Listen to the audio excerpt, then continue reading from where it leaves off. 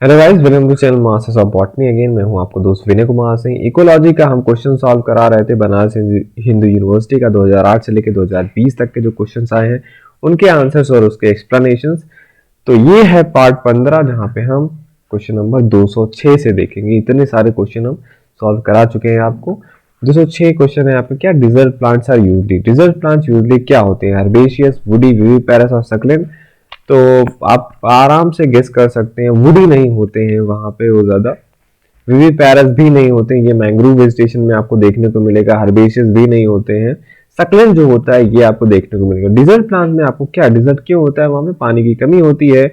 और सक्लेंट जो होते हैं उनमें पानी उनका आप देखेंगे जैसे क्रिस्टलेशन एसिड मेटाबॉलिज्म वगैरह है, जो भी उनमें चीजें हैं, सारी चीजें डेवलप हुई हैं वो वाटर को बचाने के लिए ही हुई है। तो सक्लेंट जो होता है वो डिजर्ट में ग्रो करते हैं। Desert plants are generally succulent और fleshy xerophytes. They are referred as drought resistant xerophytes like Opuntia, Bryophyllum, Euphorbia, Mesembryanthemum, या जो जिसको हम आइस प्लांट बोलते हैं, ये सारे क्या है? डिजर्ट प्लांट है। क्वेश्चन नंबर 207 पे आते हैं। Desmids are the indicators of, desmid जो होते हैं वो किसके इंडिकेटर होते हैं? Polluted river water, oligotrophic water, organic rich water और यूट्रॉफिक वाटर। सबसे पहले आपको ये जानना चाहिए डेस्मिट्स क्या है। ये फ्रेश वाटर एल्गी है, मींस फ्रेश वाटर में ही रहते हैं and often considered as indicator of oligotrophic environment for water bodies. Means जैसे कि आपने पढ़ा था कि न्यूट्रिएंट इनरिचमेंट होता है वाटर बॉडीज का, जिसको हम यूट्रॉफिकेशन बोलते हैं। यूट्रॉफिक का मतलब न्यूट्रिएंट रिच वाटर बॉडी, और ऑलिगोट्रॉफिक जो वाटर होता है उसमें डिस्मिट्स होते हैं। डिस्मिट्स जो होते हैं ये मतलब जहां पे न्यूट्रिएंट कम पाए जाते हैं ऐसे वाटर बॉडीज में वो ग्रो करते हैं। ठीक, तो desmids are indicator of oligotrophic water, that means वहां पे न्यूट्रिएंट एनरिचमेंट ज्यादा नहीं है या फ्यू न्यूट्रिएंट है वहां पे। क्वेश्चन नंबर 208 पे आते हैं। Who first give Gaia hypothesis? तो सबसे पहले तो गाइया हाइपोथेसिस किसने दिया था? जेम्स सी Lovelock ने। The Gaia hypothesis is an ecological hypothesis proposing that the biosphere and the physical component of the earth, जो भी है बायोस्फीयर, जितना भी लिविंग चीजें हैं अर्थ पे, और जो फिजिकल कंपोनेंट है अर्थ के, atmosphere, cryosphere, hydrosphere and lithosphere, are closely integrated to form a complex interacting system that maintains the climatic and biogeochemical conditions on earth in a preferred homeostasis. Originally proposed by James Lovelock as the Earth's feedback hypothesis, is what named the Gaia hypothesis after the Greek supreme goddess of Earth. The hypothesis is frequently described as viewing the Earth as a single organism. Lovelock and other supporters of the idea now called it Gaia theory, regarding it as a scientific theory and not mere hypothesis, since they believe it has passed predictive tests. जो भी predictive tests थे वो ये सब पास मतलब कर चुका है, जो भी इनका थ्योरी था, इसलिए अब गैया को थ्योरी बोला जाता है, नॉट जस्ट अ हाइपोथेसिस। तो गैया हाइपोथेसिस किसने दिया था? लवलॉक ने दिया था। क्वेश्चन नंबर 209 पे आते हैं। फैकल्टी सायोफाइट्स बेस्ट कहां पे ग्रो करेंगे? पिछले वीडियो में मैंने बताया था आपसे कि हेलियोफाइट्स और सायोफाइट्स होते हैं। Heliophytes are sun loving plants, sunlight loving plants, and sciophytes are shade loving plants. तो फैकल्टेटिव सायोफाइट्स हम किसको बोलेंगे? फैकल्टेटिव सायोफाइट्स हम एक्चुअली हेलियोफाइट्स को बोलेंगे।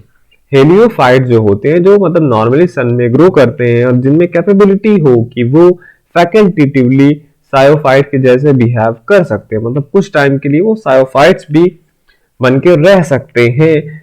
तो वो कहां पे ग्रो करेंगे, मतलब बेस्ट कहां पे ग्रो करेंगे पूछा है। तो facultative sciophytes are actually they are heliophytes. तो वो कहां पे ग्रो करेंगे? सनी प्लेसेस में ग्रो करेंगे, ना कि हाइड्रिक कंडीशन, ना सैलाइन कंडीशन, ना only sunny places. They will be growing in the sunny places. Question number 210 पे आते हैं। Anemometer is used to measure. तो एनेमोमीटर का आप यहाँ पे पिक्चर देख रहे हैं। बहुत अगर आपको पिक्चर दिखा दिया जाए तो आप आराम से इसका आंसर दे सकते हैं। एनेमोमीटर क्या होता है? ये क्लाउड मूवमेंट के लिए नहीं होता, ना तो रिवर वाटर फ्लो रेट के लिए, ना तो फ्लाइट स्पीड ऑफ बीज होता है। ये विंड स्पीड बताने के लिए, डायरेक्शन एंड स्पीड बताता है ये विंड का। Okay, question number 211। Litre decomposition is fastest. Litre decomposition fastest कहां पे होगा? टुंड्रा बायोम में, ट्रॉपिकल ड्राई फॉरेस्ट में, रेन फॉरेस्ट में और टेम्परेट कॉनिफेरस फॉरेस्ट में। इसका करेक्ट आंसर क्या है? पिछले वीडियो में मैंने बताया था कि लिटर डिकम्पोजिशन या डिकम्पोजिशन स्लो कहाँ पे होगा? जहाँ पे मॉइस्चर कम होता है।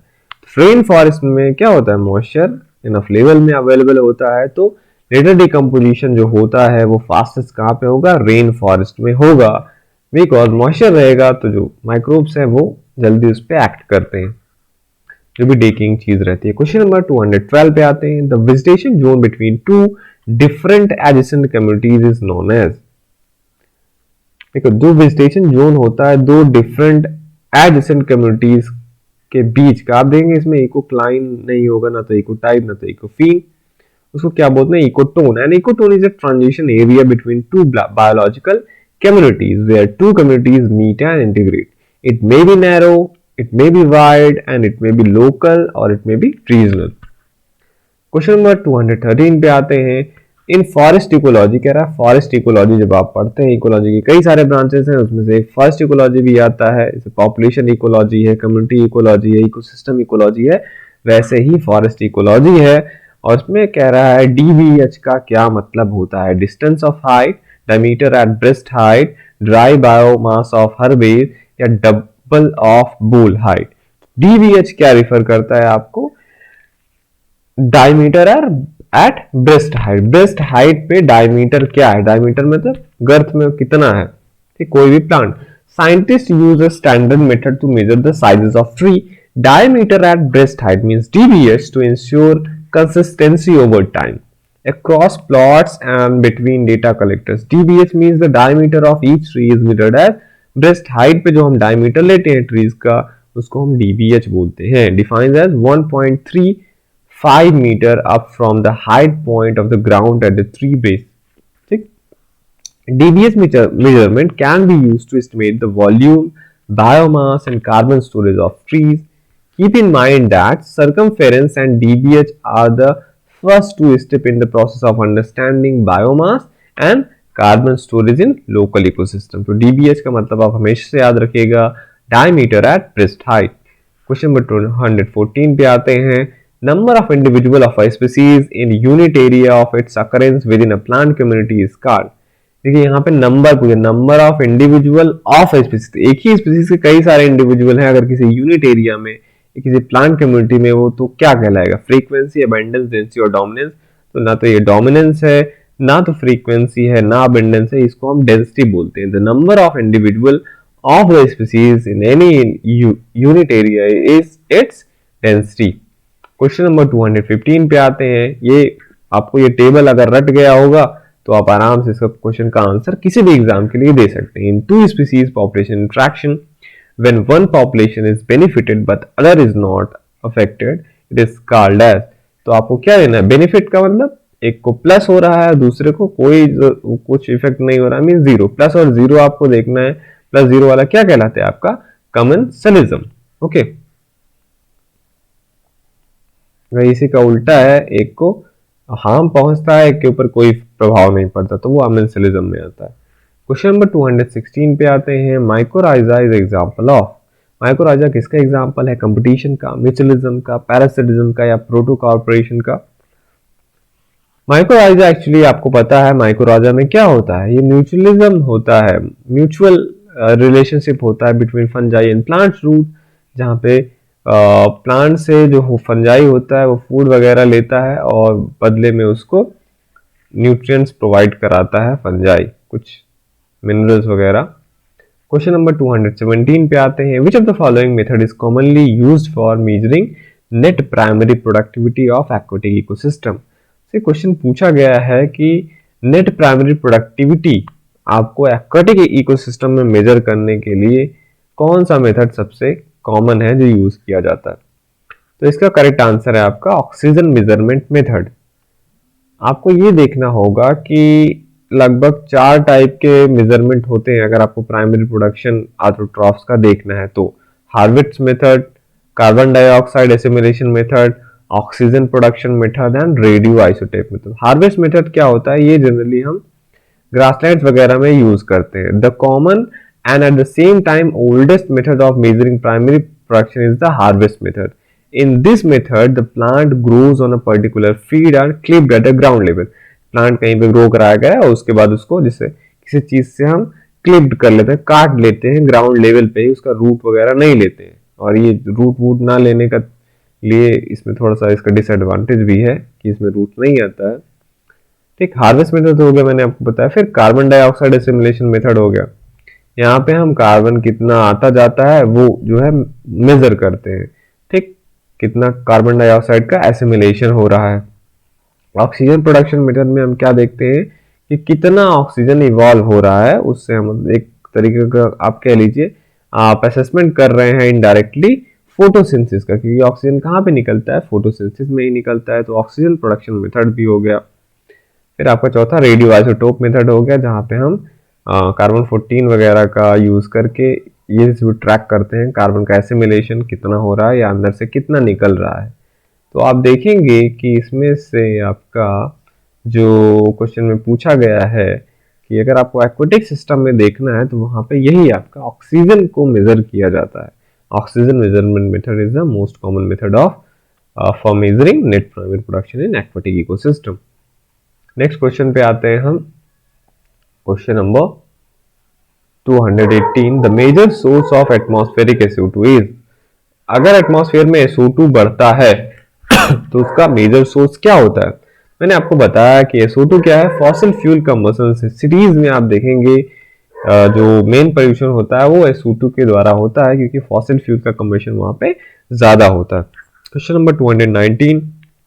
The climax pattern theory was given by, इसका एक्चुअली इन्होंने किसने दिया था, RS व्हिटेकर ने 1953 में। उन्होंने जो पॉलीक्लाइमैक्स आइडिया था उसका वेरिएशन बताया, द क्लाइमैक्स पैटर्न हाइपोथेसिस।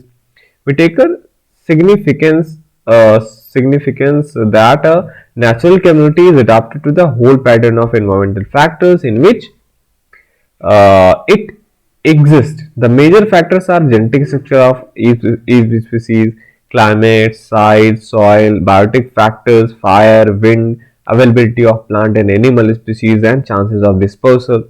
अब इस थ्योरी के अनुसार climax communities are patterns of population varying according to the total environment. क्या होता है, जो क्लाइमैक्स कम्युनिटी होती है वो पॉपुलेशन के पैटर्न्स होते हैं जो टोटल एनवायरनमेंट के अकॉर्डिंग वेरी करते रहते हैं। There is thus no discrete number of climax community and no one factor determines the structure and stability of a climax community. The monoclimax theory allows for only one climatic climax in a region, and the polyclimax theory allows several climaxes. The climax pattern hypothesis allows a continuity of climax type and varying gradually along environmental gradient and not clearly separable into discrete climax type. ठीक, कि ये continuity रहते हैं, आप community को, climax community को discrete climate type में नहीं डिवाइड कर सकते। ओके, लास्ट क्वेश्चन आते हैं इस वीडियो का।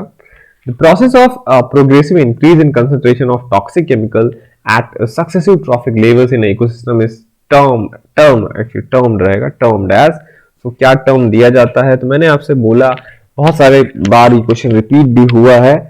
ठीक, सक्सेसिव ट्रॉफिक लेवल पे किसी टॉक्सिक केमिकल का कंसंट्रेशन बढ़ता जाता है तो उसको बायोमैग्निफिकेशन बोलते हैं। Biomagnification also known as bioamplification और biological magnification is any concentration of a toxin such as pesticide in the tissues of tolerant organism excessively higher levels in a food chain.